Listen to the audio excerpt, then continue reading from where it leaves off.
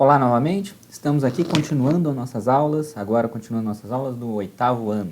O oitavo ano aqui que nós vimos no primeiro capítulo um exemplo da crise do que a gente chama de governo absolutista ou de uma monarquia absolutista. Nós vimos o exemplo da Inglaterra e a partir disso nós vimos a Revolução Inglesa, vimos todos os passos da Revolução Inglesa até chegar na Revolução Gloriosa e a Constituição ser colocada na Inglaterra. E a partir do momento que nós temos uma Constituição, nós não temos mais uma monarquia absolutista, mas nós temos uma monarquia que é constitucionalista. Nós vimos ali no nosso segundo capítulo, nós estávamos tratando exatamente do iluminismo e das críticas que esses autores iluministas vão fazer ao pensamento absolutista, à sociedade absolutista, principalmente apontando dentro dessas sociedades a desigualdade, a distância entre o rico e o pobre, a desigualdade de leis, a desigualdade econômica e a desigualdade de oportunidade dentro daquela sociedade. Uma sociedade que vai ser criticada por esses autores, que vão propor novas ideias, vão propor novos conceitos. Esses conceitos, como nós vimos, eles são a base do que é a nossa sociedade hoje. Essas ideias, elas estão na nossa Constituição, essas ideias, elas estão no nosso dia a dia, no nosso cotidiano. Nós somos a realização dessas ideias iluministas. Nossa sociedade é, em parte, o que os iluministas pensaram enquanto sociedade. Nós vimos no terceiro capítulo também que estava acontecendo uma transformação enorme dentro da sociedade a partir da Revolução Industrial. E a Revolução Industrial ela vai pegar essa sociedade que é agrária, semi-feudal, e vai transformar ela numa sociedade pouco a pouco que é capitalista, industrializada e cada vez mais urbana.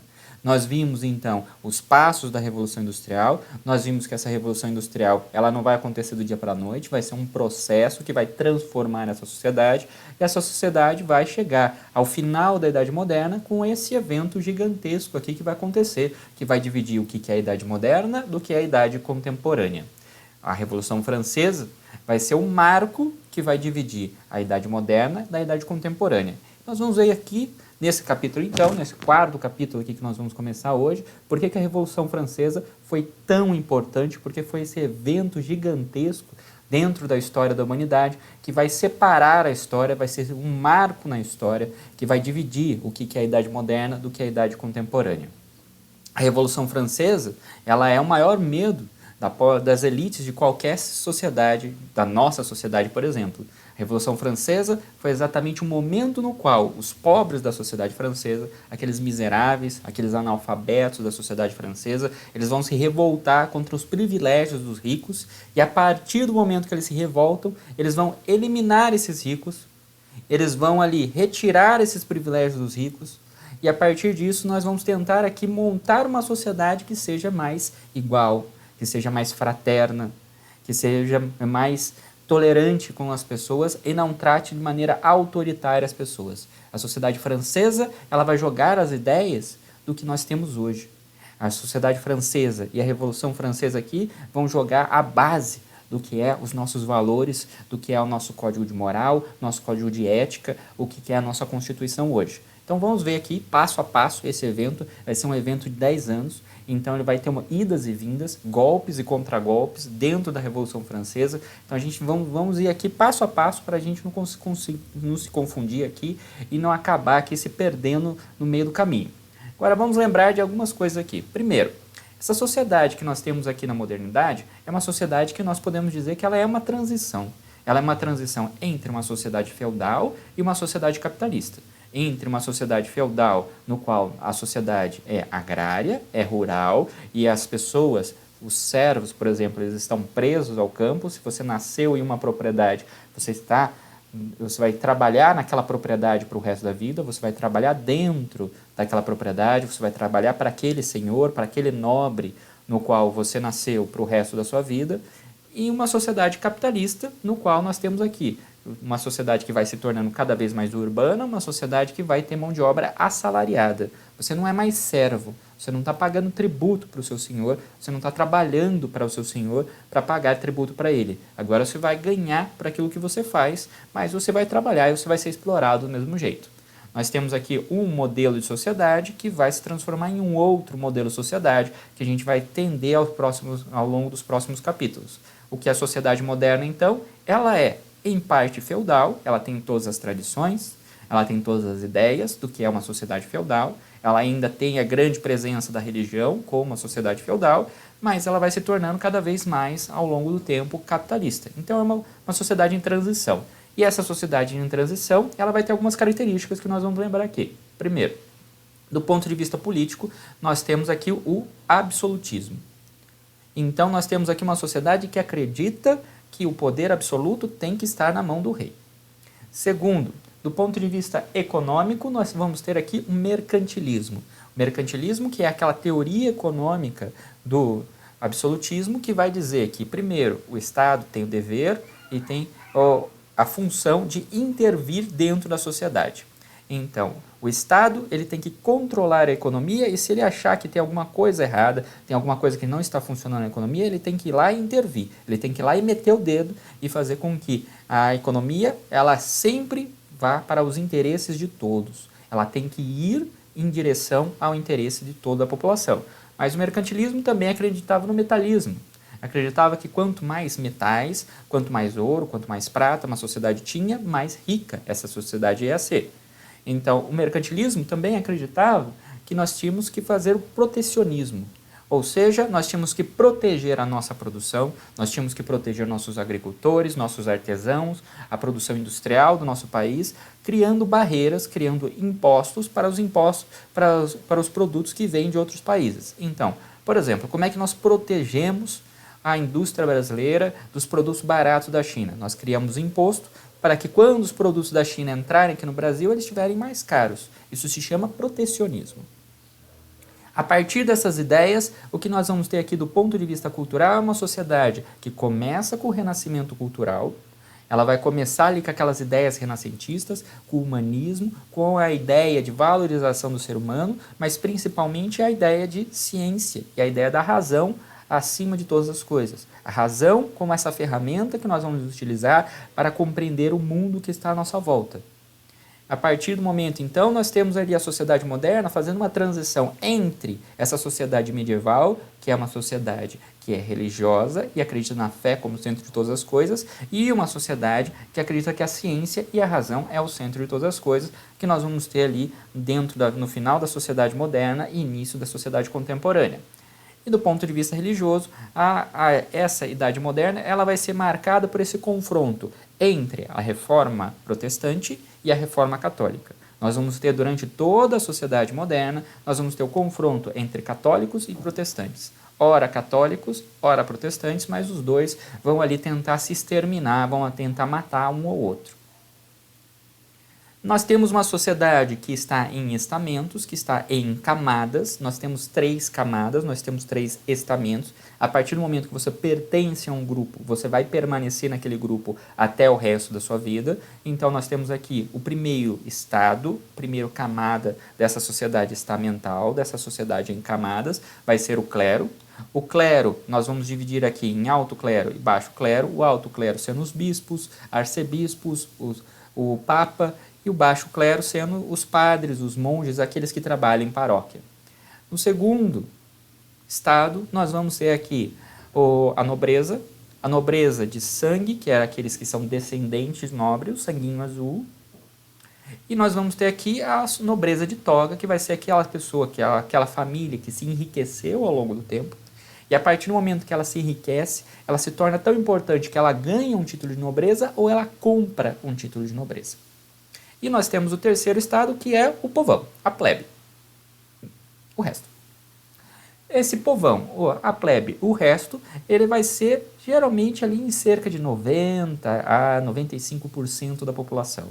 E dentro disso daqui, nós vamos ter aqui camponeses, que vão ser aqueles agricultores, aqueles trabalhadores do campo, mas nós vamos ter também a burguesia. A burguesia que vão ser os comerciantes, os donos de empresa, os donos do comércio, são aqueles que realmente têm dinheiro, são aqueles que vão ser realmente aqueles que vão ganhar poder durante a Idade Moderna. Eles começam a Idade Moderna ali tentando uma aliança com o rei, tentando uma aliança com as monarquias para ir ganhando poder ao longo do tempo. Alguns deles vão virar essa nobreza de toga, mas a maior parte do que vai acontecer durante a Idade Moderna vai ser justamente que a burguesia ela vai ganhando espaço, ela vai colocando de lado a nobreza e vai ganhando espaço ao longo da Idade Moderna. E quando nós chegamos aqui na Revolução Francesa, a burguesia era realmente quem tinha dinheiro, era realmente quem tinha poder na sociedade, e era quem estava investindo, por exemplo, em indústrias, era quem estava investindo, por exemplo, em novas tecnologias. A Revolução Industrial estava sendo tocada por esses caras aqui na sociedade francesa. Dentro da sociedade francesa, então, nós vamos ter aqui 3 estados, como eu falei para vocês aqui, ali no auge, pré-Revolução Francesa, nós temos aqui 97% de pessoas que vão fazer parte do terceiro estado, vão ser da plebe, vão ser do povão, e para essas pessoas aqui tem uma legislação, tem uma regra na sociedade, e se eles cometerem algum crime, acontece uma coisa com eles, bem mais severa. E nós temos aqui 3% da sociedade, 1% de clero, 2% de nobreza, que vão ser aquelas pessoas que vão ser privilegiadas. Nós temos aqui uma legislação que é específica para essas pessoas aqui, se eles cometerem um crime, não acontece praticamente nada com eles, e nós temos aqui 3% que não pagam imposto, 3% que são bancados pelo resto da sociedade. Esses 3% que são bancados pelo resto da sociedade, eles vão ser aqui o problema que vai ser o estopim, a questão da Revolução Francesa. Nós temos uma sociedade no qual nós temos uma porcentagem mínima de pessoas privilegiadas e uma grande porcentagem de pessoas que são analfabetas, de pessoas que estão passando fome, que estão passando miséria.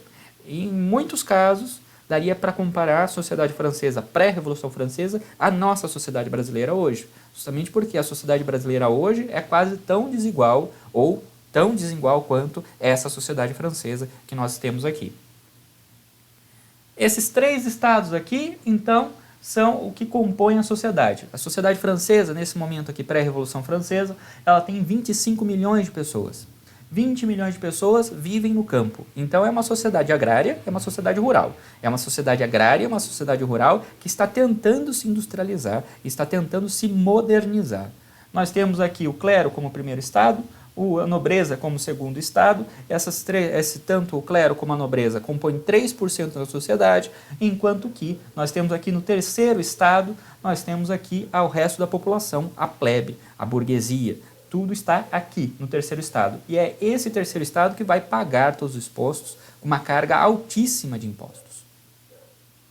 Nós temos aqui uma das charges bastante comuns pré-Revolução Francesa, que está falando justamente dessa sociedade, no qual nós temos aqui a nobreza e o clero sendo isentos de impostos, não pagando nenhum imposto, e nós temos aqui a plebe pagando todos os impostos, literalmente carregando a nobreza e o clero na costa. Agora, do ponto de vista de impostos, então, o que nós vamos ter aqui? Nós vamos ter aqui, em média, 8% da renda da pessoa ia para o dízimo, para a igreja, portanto, 7% ia para a colheita do senhor, eles tinham que pagar um imposto para fazer a colheita dentro das terras deles. Nós tínhamos aqui 10% de imposto obrigatório para o rei, 20% de propriedade para pagar a propriedade, o uso da terra para o senhor feudal, no qual você estava emprestando a terra que você estava produzindo. Nós tínhamos ali 20% também para você utilizar as sementes do senhor feudal que você estava trabalhando para ele, para o senhor, para o nobre com o qual você estava trabalhando, mas também para ele guardar as sementes para a próxima estação, para a próxima vez que você vai fazer a semeia, que você vai fazer o plantio. Então, o que ficava realmente com a pessoa, principalmente com as pessoas no campo? Em média, o que ficava, então, era 35%. 65% de tudo que a pessoa trabalhava ou ia para o clero ou ia para a nobreza. Essa era a situação da pessoa. Ela ficava com 1/3, 35% daquilo que ela trabalhava em média. Os outros 65% eram pagos em imposto. Isso é uma carga altíssima de impostos. Na maior parte dos países hoje seria quase o dobro ou o triplo do que a maior parte dos países hoje paga de imposto. Então, nós temos aqui as características principais dessa sociedade do antigo regime, essa sociedade da monarquia absolutista. Ela é uma sociedade agrária, Ela é uma sociedade em estamentos, ela é uma sociedade em camadas, nasceu numa camada, você vai permanecer naquela camada. Ela vai ter quase que 80% da população no campo, na maior parte do tempo. Nós vamos ter aqui a nobreza como sendo os donos da terra e uma nobreza que não forma, na maior parte do tempo, estourando nem 10% da população. E as cidades, elas geralmente vão ter então os artesãos e depois a indústria, agora na Revolução Francesa a indústria e os comerciantes. As cidades então são os polos comerciais e os polos de produção. O campo produz a matéria-prima, o campo produz a alimentação, mas é a cidade que vai produzir os produtos, ela vai produzir a camisa, ela vai produzir a mesa, ela vai produzir tudo aquilo que as pessoas precisam para sobreviver. Agora, comecemos então a Revolução Francesa. Mas para entender um evento gigantesco como esse, nós vamos ter que dividir as razões do porquê isso aconteceu. Vamos por partes, vamos aqui entender. Então eu vou dividir aqui, começando aqui como na Revolução Francesa, vamos começar aqui com as causas de longa duração. Então você tem problemas no sistema da sociedade.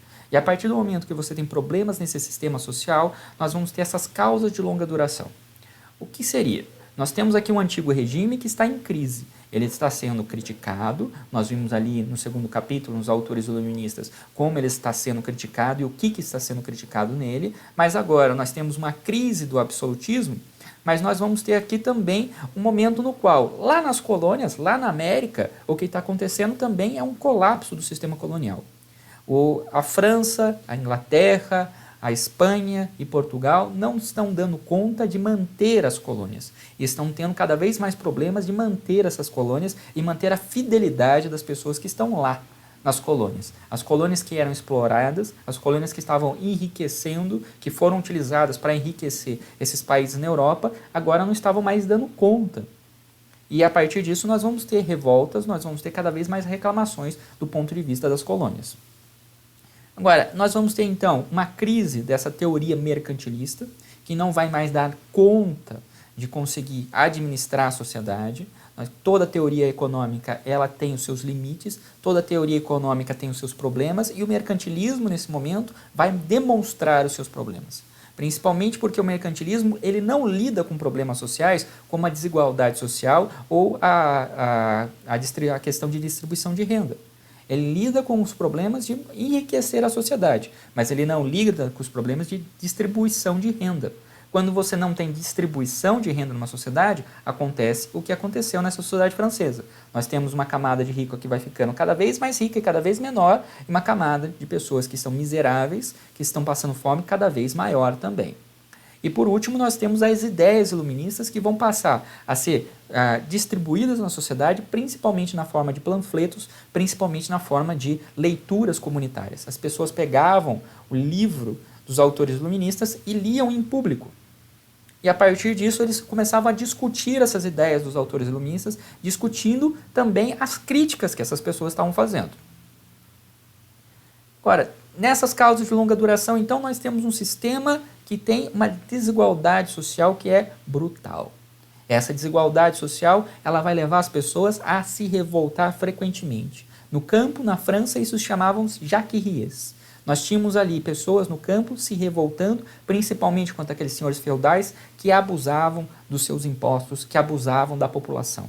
Nós tínhamos então vários senhores feudais, vários nobres que foram decapitados, que tiveram ali seus castelos invadidos pelas jacqueries, e a partir do momento que nós temos essas constantes revoltas, nós temos uma sociedade que é estamental, mas que as pessoas não concordam com essas camadas sociais. As pessoas não concordam com essa questão de que você nasceu pobre, você tem que permanecer pobre. Você nasceu nobre, você sempre vai ter direito de nobre, você sempre vai ser privilegiado. Nós temos também a população reclamando que ela não tem qualquer escolha e qualquer acesso à participação política, e você tem uma enorme e esmagadora carga tributária. Uma carga tributária que, vamos lembrar, é muito maior do que a carga tributária que se paga hoje na maior parte, em todos os países praticamente do mundo. Então essa carga tributária, ela não só esmagava as pessoas, mas essa carga tributária também vai impedir as pessoas de crescerem, vai impedir o pobre de conseguir alguma coisa. Ele trabalha, mas ele continua pobre, ele continua miserável, ele continua passando fome. Passando então aqui para as nossas causas de média duração, nós vamos ter aqui o alto custo da nobreza como uma das questões centrais aqui. A nobreza, ela vai ser cada vez mais cara. Nós temos aqui uma população que é cada vez mais miserável, cada vez mais passando fome, e uma nobreza que vive cada vez mais no luxo. Se você está duvidando de mim, coloca no Google Castelo ou Palácio de Versalhes. Colocou Palácio de Versalhes ali, dá uma olhadinha nas fotinhos que aparecem lá. Coloca no Google Imagens, dá uma olhada no Palácio de Versalhes. Nos palácios mais lindos, mais espetacularmente construídos no mundo. Mas ele foi construído com o dinheiro de uma população que estava passando fome, que estava na miséria, literalmente. Não bastando isso, o que nós vamos ter aqui? Nós vamos ter a França entrando na Guerra dos 7 Anos, ali entrando numa guerra com os seus vizinhos. Então, 7 anos de guerra com os seus vizinhos, não há nada mais caro do que uma guerra. Então, uma sociedade miserável já bancando 7 anos de guerra e, para somar a questão, nós temos aqui os gastos com a guerra de independência. França e Inglaterra sempre tiveram uma rixazinha, coisa de nada. Eles se odeiam um pouquinho ali no negócio, um pouquinho, coisa michuruca. E a partir disso, o que a França fez? Ela olhou que as colônias na América estavam se revoltando contra a Inglaterra, viu uma oportunidade de dar uma passada nos ingleses. O que eles fizeram? Eles bancaram as armas, eles bancaram ali o que a colônia precisava para se tornar independente. O problema é, a França não tinha dinheiro, a coroa não tinha dinheiro. Então, quando você tem altos custos da nobreza, gastos com a Guerra dos 7 Anos, gastos com as guerras de independência dos Estados Unidos, o que nós vamos ter aqui é uma profunda crise econômica. Uma profunda crise econômica porque a monarquia, ela se endividou, mas ela se endividou até as calças. Não tinha dinheiro para nada, para nada. Porém, eles estavam continuando vivendo um luxo. Quem é que estava pagando? O terceiro estado. A partir disso, nós vamos ter aqui a causa de curta duração. Essas causas de curta duração, eu estou falando então do estopim, daquilo que vai, o fósforo riscado que vai explodir o botijão de gás. Nós temos ali um botijão que está ali com toda a pressão, as pessoas ali estão se revoltando, estão reclamando daquela situação, e alguém vai lá, pega aquele botijão que já está vazando gás, já que está vazando gás para tudo que é lado lá, e risca um fósforo bem do lado. Que vai ser esse fósforo que vai ser riscado bem do lado do botijão vazando? Vai ser justamente, nós temos aqui um tratado comercial em 1786, um tratado entre França e Inglaterra, que vai ser extremamente desvantajoso para a França. O rei queria certos produtos, ele conseguiu os produtos dele, porém ele conseguiu que a balança comercial da França em relação à Inglaterra ficasse totalmente negativa, e a partir disso a França passou a se endividar ainda mais. Nós tivemos aqui uma crise, um agravamento, então, portanto, da crise financeira a partir dessas presepadas, desses contratos comerciais, desses tratados comerciais que estavam sendo feitos nesse momento aqui. E, para continuar, só para ser a cerejinha do bolo, nós temos o que aqui? Uma seca prolongada. Num país que é agrário, num país que depende da agricultura, você vai ter uma seca prolongada por anos. Péssimas colheitas por anos. O que vai acontecer então? Nós temos colheitas ruins, nós vamos ter o preço dos alimentos aumentando, causando uma inflação enorme, e a partir do momento que nós temos o aumento do preço dos alimentos, o camponês, o plebeu, estava ganhando mais? Não. O que vai acontecer? Aquela pessoa que estava passando fome, porque ela não conseguia comprar um pão, ou então conseguia comprar 2 pãezinhos para ele passar a semana, agora não vai ter dinheiro nem para meio pãozinho. Justamente porque o alimento já não tem, a distribuição dos alimentos vai ficar cada vez mais difícil dentro do território da França, e nós vamos ter aqui um aumento dos preços do alimento. Então essa população que estava no limite, agora com esses 3 fatores aqui, vai explodir. E é essa a questão da Revolução Francesa. É uma população que não aguenta mais a situação de miséria no qual ela está. É uma população que não aguenta mais o privilégio de uma camada de rico contra uma massa de pobres. E essa vai ser a explosão que vai acontecer aqui. O que nós vamos ter aqui? Para resolver a questão, então, o rei vai ter aquela ideia brilhante, que ele vai convocar a chamada Assembleia dos Estados Gerais. A Assembleia dos Estados Gerais é a convocação dos 3 estados. Então ele vai convocar representantes do clero, ele vai convocar representantes da nobreza e vai convocar representantes do terceiro estado, representantes da plebe, que basicamente vão ser os burgueses ricos. A partir do momento que ele convoca essa Assembleia dos 3 estados, aqui no nosso Palácio de Versalhes, uma fotinho de lado para o Palácio de Versalhes. O Palácio de Versalhes é uma coisa monumental. Atrás disso daqui você tem um pequeno jardim francês que deve ser mais ou menos do tamanho, sei lá, de um bairro, ou às vezes de uma cidade. Agora, a primeira questão aqui da nossa Assembleia foi justamente como é que nós vamos votar para resolver essa questão. O que nós temos aqui é uma desavença, nós temos aqui uma pequena discordância entre os 3 estados. Nós temos aqui o primeiro e o segundo estado querendo manter os privilégios deles e o terceiro estado querendo retirar os privilégios deles. Mas como é que o terceiro estado ia fazer isso? Tradicionalmente, o que nós tínhamos nessas assembleias era justamente que cada estado tinha direito a um voto. Então, a nobreza tem um voto, o clero tem um voto e a plebe tem outro voto. 3 votos, cada um com o seu voto. O que nosso terceiro estado estava querendo fazer, então, era não ser um voto por estado, mas um voto por cabeça. Então, como 97% da população era da plebe, obviamente eles tinham maior número e eles poderiam decidir praticamente sozinhos o que ia ser feito ou não. É óbvio que o primeiro e o segundo estado não concordaram com isso.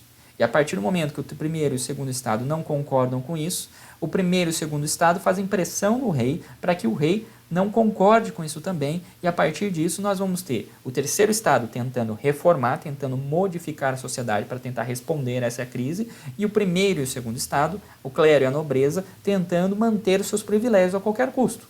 É o rico brasileiro não querendo deixar de ser rico, é o rico brasileiro não querendo pagar imposto, é o rico brasileiro querendo ali explorar a população, querendo tirar os direitos trabalhistas da população brasileira. Mesma coisa aqui.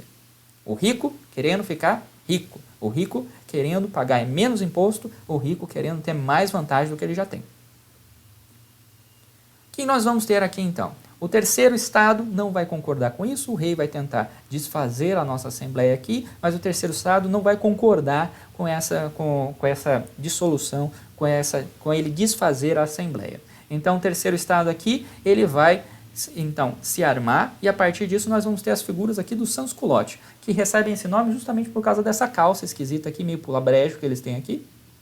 Essa calça aqui que era o símbolo do pobre, era o símbolo do trabalhador dentro da França. Então, esses sans-culottes, eles vão se colocar como patriotas, aqueles que vão salvar a nação desses nobres, desses ricos que estão abusando da nação, e a partir disso eles vão fazer uma defesa, então, dessa revolução que vai acontecer aí, uma defesa de uma modificação da sociedade. O que nós vamos ter aqui, então, é o início. A partir desse debate da Assembleia, nós vamos ter o início do que seria a Revolução Francesa. E a Revolução Francesa, tradicionalmente, ela é dividida nesses 4 períodos aqui. Nós vamos ter aqui o período da Assembleia Nacional, que vai ser esse primeiro período no qual nós vamos ter os 3 estados sendo convocados, que é o período no qual vai ser feita a Constituinte, que nós vamos ver daqui a pouco. Nós vamos ter o período da Convenção Nacional, o período da Convenção Nacional, o primeiro período, nós temos os girondinos, que vão ser mais ou menos aqueles em cima do muro, que vão ficar no poder. Nós vamos ter aqui os jacobinos, no segundo período da Convenção Nacional, que vai ser aqueles que vão ser os radicais. Esses radicais aqui, eles vão tentar fazer uma reforma radical da sociedade, eles vão tentar implantar as ideias mais radicais da sociedade, vai ser chamado terror jacobino, e nós vamos ter o período do diretório, que é o período final, no qual as coisas estão tentando se estabilizar até a tomada, até o golpe de 18 primário. O que nós vamos ter aqui então? O rei vai tentar desfazer a Assembleia Nacional. E a partir do momento que o rei tenta desfazer a Assembleia Nacional, o que acontece é que a população, então, em resposta ao rei, eles vão tomar a chamada Bastilha. O que é a Bastilha? A Bastilha era um castelo, ela era uma prisão que era utilizada pelo rei justamente para ele prender os inimigos políticos dele. Então ele prendia nessa fortaleza aqui, ele prendia então aquelas pessoas que criticavam ele ou que oferecessem algum risco para o rei. Essas pessoas aqui eram jogadas nas masmorras e esquecidas lá. Mas a Bastilha também era onde ficava um dos maiores arsenais de Paris. Então a população, ela toma a Bastilha, ela liberta os prisioneiros e, de quebra, como um trocadinho ali, que não, só para fazer uma média ali, eles acabam pegando esse arsenal todo que estava guardado ali para a proteção de Paris. Então vamos lá.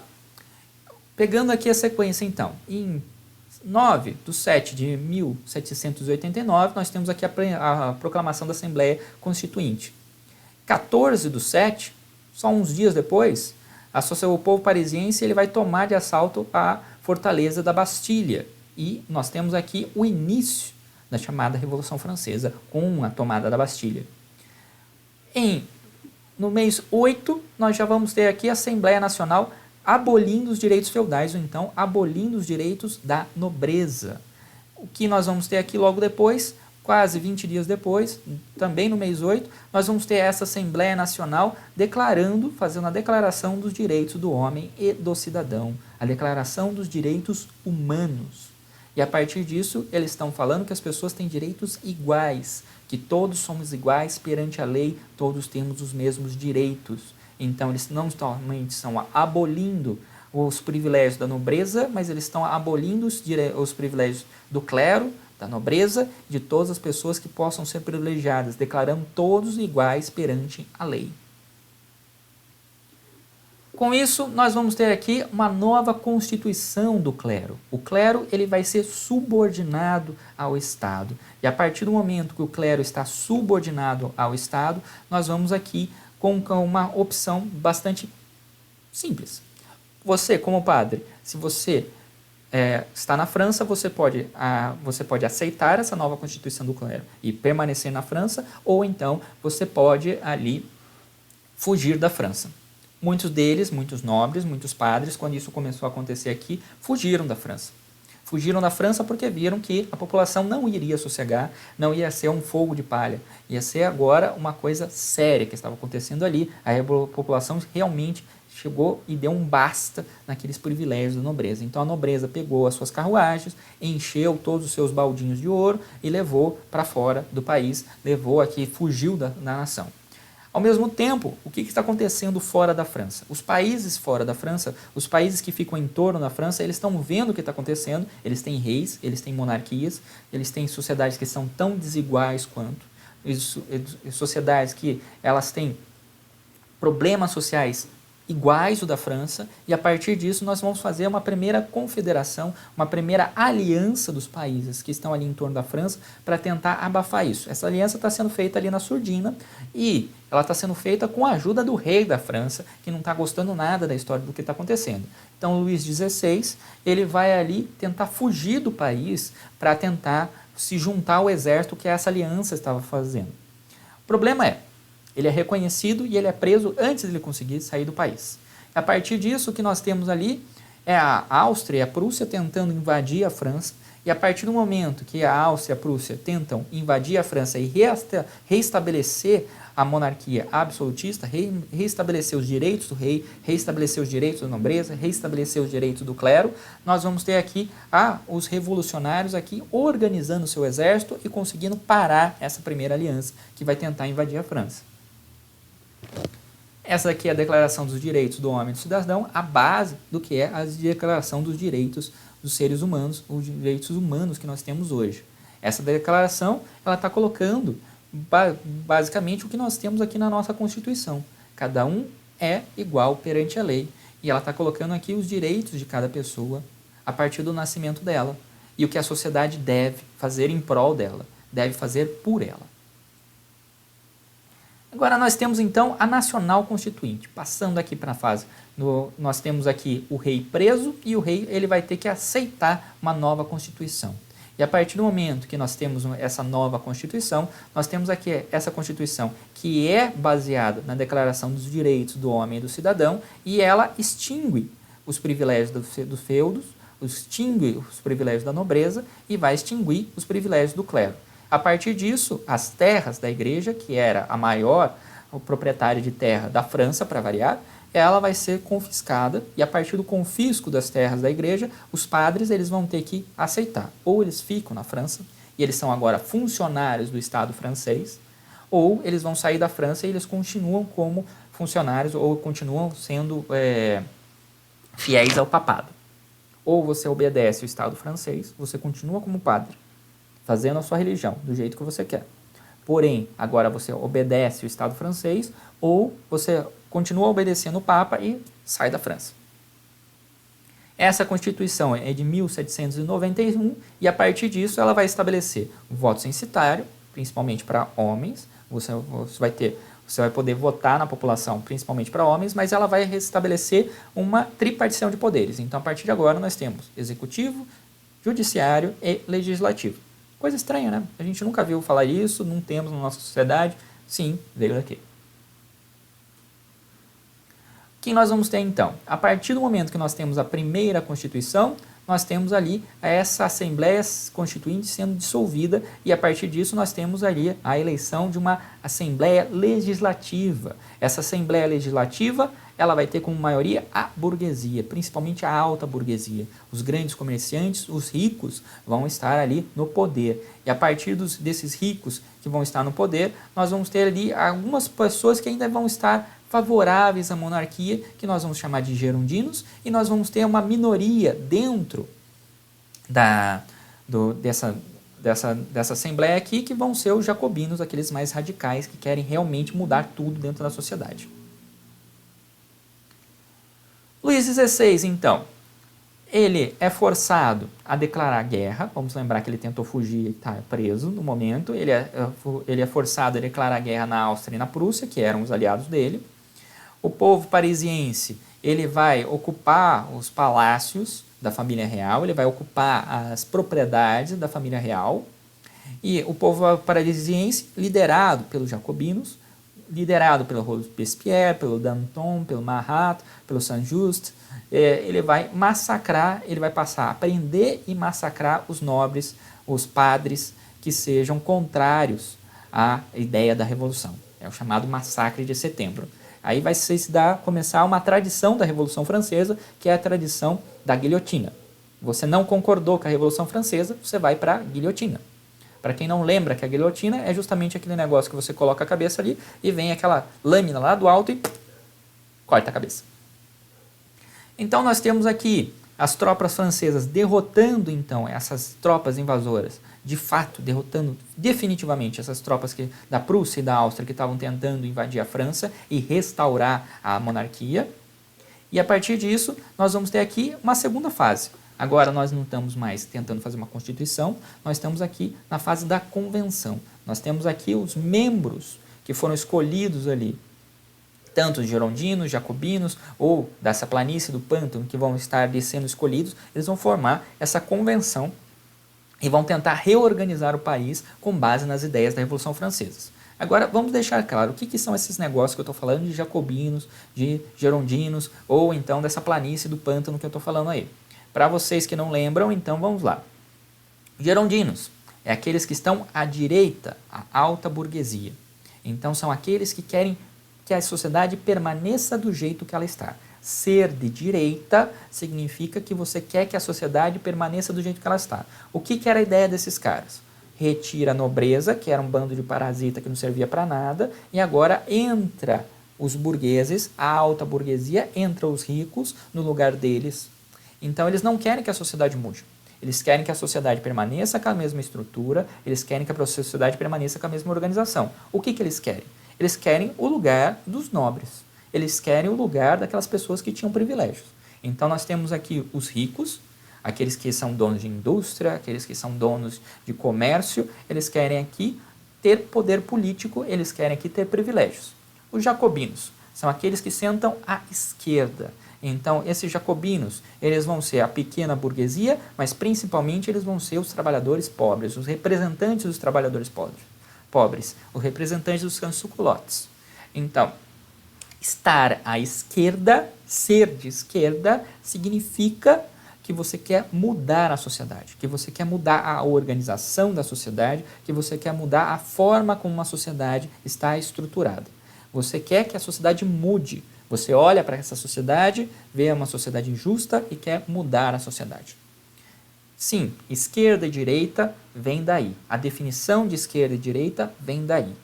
E a definição correta de esquerda e direita é essa. Ser de direita é ser conservador, é querer que a sociedade permaneça do jeito que ela é. Ser de esquerda é ser uma pessoa que quer reformar, que quer revolucionar a sociedade. Uma pessoa que quer modificar a sociedade. Olha para a sociedade, não concorda com a sociedade e quer que a sociedade se modifique. Agora, o resto, qualquer outra definição que você tiver direita, esquerda, esqueça, porque essa daqui é correta. E nós temos o pessoal que é o meio do caminho, o nosso famoso PMDB. Aquelas pessoas que estão com quem interessa, estão com quem está no poder. Quem está no poder, se os girondinos estão no poder, o PMDB, a planície, o pântano aqui, o pessoal que fica bem no meio, vai com eles. Se os jacobinos estão no poder, a planície, o pântano, o nosso PMDBzão aqui, ele vai com eles também. Nós sempre temos aquelas pessoas em cima do muro, e essas pessoas em cima do muro aqui, elas vão ficar exatamente no meio. Então, dentro da Assembleia, nós tínhamos exatamente essa divisão. No meio, nós ficávamos o cara que a hora votava com um, hora votava com o outro. Nós tínhamos ali à esquerda deles, nós tínhamos as pessoas que queriam modificar a sociedade, e à direita deles, nós tínhamos as pessoas que queriam modificar, queriam permanecer a sociedade do jeito que ela está. Então, girondinos, direita, quer permanecer a sociedade como ela está. Jacobinos, esquerda, quer que a sociedade se modifique, quer que a sociedade mude. Ser de direita é ser conservador, quer permanecer a sociedade do jeito que ela está. Ser de esquerda é uma pessoa que quer que a sociedade tenha mudança, que a sociedade se transforme em outra sociedade. Agora, essas três forças, então, elas vão começar a disputar poder, e a partir do momento que elas estão ali disputando poder, o que nós vamos acontecer aqui é que o rei, de fato, ele vai ser julgado, ele vai ser considerado um traidor da pátria, e a partir do momento que o rei é considerado um traidor da pátria, nós temos aqui o rei sendo executado. Ou seja, ele vai para a guilhotina, corta a cabecinha, tchau. Cortou o rei, matou o rei. Os países que estavam em volta da França, que tentaram invadir a França, vão ficar revoltados com isso, mas também nós vamos ter dentro da França as pessoas, principalmente que era a parte mais católica da sociedade francesa, mais ligada à igreja da sociedade francesa, que apoiava o rei anteriormente, também vai se revoltar contra isso que estava acontecendo na França. Então, nós vamos ter uma pressão externa. Os países que estavam em volta agora vão fazer uma nova aliança para tentar invadir a França, pressionar a França novamente para tentar restaurar a monarquia, para tentar restaurar os direitos da nobreza, para tentar restaurar os direitos do clero. E nós vamos ter aqui uma pressão interna, que nós vamos ter em vários lugares, em várias aldeias da França, nós vamos ter aqui levantes antirrevolucionários por parte dos camponeses. Então, isso daqui, a corte da cabeça do rei, então vai dar início ao que a gente vai chamar então de República Jacobina, ou o momento no qual nós vamos ter ali o momento de mais radicalismo, no qual nós vamos ter aqui os jacobinos ali perseguindo as pessoas que sejam contrárias à ideia da revolução, perseguindo essas pessoas e levando para a guilhotina, como eu falei para vocês, a tradição desse momento da Revolução Francesa. Não concordou com a Revolução Francesa, guilhotina no cara. Para vocês terem uma ideia, durante a Revolução Francesa se julga, não se tem os números exatos, não dá para saber direito, mas se julga entre 40 e 50 mil pessoas dentro da França foram guilhotinadas. Tá? Não concordou? Vai para a guilhotina. Nós temos aqui uma das pinturas que foi feitas aqui com a morte do nosso Luís XVI, o rei sendo guilhotinado e a cabeça dele sendo demonstrada, sendo mostrada para a população, mas também ficou muito famoso também a execução da Maria Antonieta, a mulher do Luís XVI, e para os revolucionários, a próprio símbolo da ostentação, o símbolo do que era o desperdício da nobreza francesa.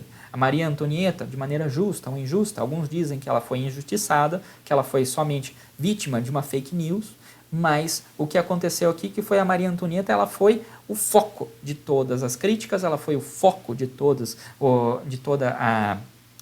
o ódio dessa plebe, e a única solução então foi, além de matar o rei francês, eles mataram a rainha, Maria Antonieta, que foi executada também pela Revolução Francesa. E a Maria Antonieta foi uma execução que foi muito mais comemorada, aliás. Agora, a partir disso, então, nós vamos ter aqui, Com a pressão interna e a pressão externa, nós vamos ter aqui a criação do Comitê de Salvação. Esse Comitê de Salvação, ele não só tinha uma função de administrar a França, mas ele também tinha a função de determinar os traidores, de perseguir esses traidores da Revolução Francesa.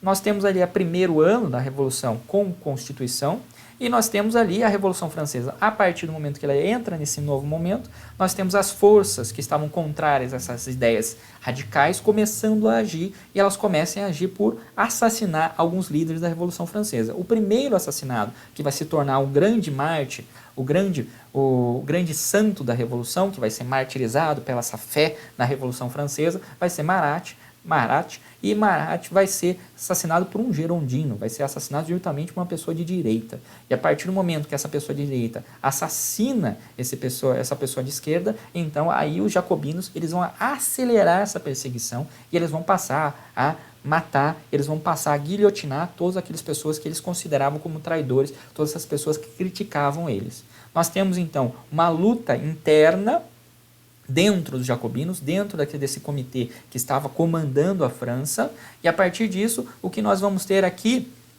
é essa figura, o Robespierre, como líder desse comitê, como líder dos jacobinos. Robespierre, aqui, ele vai se tornar o homem mais poderoso da França, mas por pouco tempo. Justamente porque aqueles que eram de direita e aqueles que eram da planície, aqueles que eram em cima do muro, eles vão se juntar, aproveitar essa pressão externa e essa pressão interna que estava acontecendo aqui para fazer o chamado golpe de Termidor.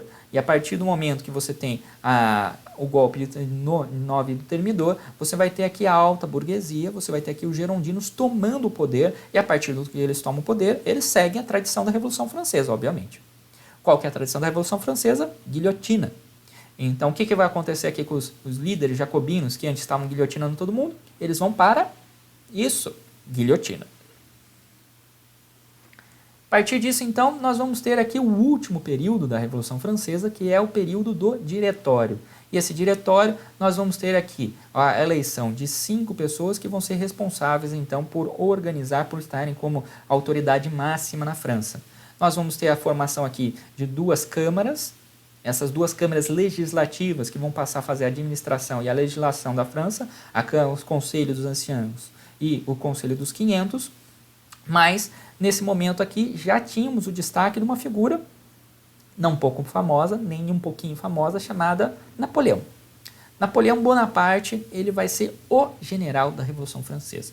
Napoleão Bonaparte vai ser o cara que vai começar de baixo, ele vai se destacar, principalmente quando os revolucionários franceses vão matar aqueles generais, aqueles tenentes, todos aqueles oficiais que eram antes só nobres que poderiam ser oficiais na França, só nobres que poderiam comandar exército na França, mas os nobres eram extremamente incompetentes. Então, você sempre tinha uma camada aqui embaixo das pessoas que realmente trabalham. Você sabe, por exemplo, num pelotão que você vai ter aquele que é o chefe do pelotão ali, o tenente, o capitão que é o chefe do pelotão, mas quem trabalha de fato no negócio é o sargento. Então, você sabe que é o cara que trabalha. Quem é o cara que trabalha nesse momento aqui? Quem que era o cara competente nesse momento aqui? Era Napoleão Bonaparte. E quando esses caras lá em cima são mortos, quem é que se destaca? Napoleão Bonaparte. E aquele cara que estava lá embaixo, sendo segurado pelos outros, agora se soma, agora o cara vai se transformar nos maiores gênios militares que a humanidade já viu. Napoleão Bonaparte não só revolucionou a arte da guerra, mas ele transformou a tecnologia, ele transformou as táticas de guerra, e ele mudou completamente a forma de como nós guerreamos ainda hoje. Nós temos pessoas, se você vai estudar história militar, você vai ter que passar por Napoleão, assim como você vai ter que passar por Júlio César, como você vai ter que passar por Alexandre o Grande. Esses grandes líderes militares da humanidade, eles são sempre estudados, principalmente por que eles conseguiram fazer aquilo que eles conseguiram fazer. E Napoleão Bonaparte, ele vai se destacar muito rápido, e ele vai se tornar o herói da França. Não estou falando de um herói qualquer, estou falando do herói da França. Ao momento no qual nós temos essa instabilidade de golpes, contragolpes, dá golpe de novo, dá outro golpe de novo, e vai, na França, vai bola de um lado, vai bola para o outro, vai jacobino, é gerondino, jacobino, gerondino, jacobino, gerondino. O que nós temos aqui? Nós temos uma pessoa que a população da França considera como herói.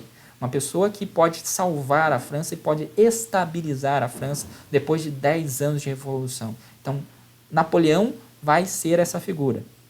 E a partir do momento que Napoleão se torna essa figura, nós vamos ter aqui Napoleão voltando de uma campanha vencedora, uma campanha contra a Inglaterra, maior inimigo da França, e a partir do momento que nós temos ali uma segunda coalizão, um segundo exército sendo formado para invadir de fato a França, nós temos Napoleão voltando, Napoleão dando um golpe de Estado e tomando o poder para si, e Napoleão ganhando dessa segunda coalizão, desse segundo exército que foi formado por todos os vizinhos da França para tentar invadir a França. Napoleão ganha de lavada, dá um golpe de Estado e toma o poder para ele e se torna imperador da França.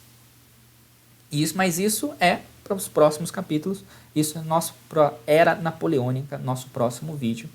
Por esse vídeo da Revolução Francesa aqui, então ficamos por aqui. Para você que ficou com alguma dúvida ou se perdeu algum caminho, você pode ou reassistir o vídeo ou mandar uma pergunta para mim, não tem problema nenhum. Manda nos comentários ou me manda um e-mail, fique à vontade, eu respondo com o maior prazer. Até o próximo vídeo, tchau, tchau.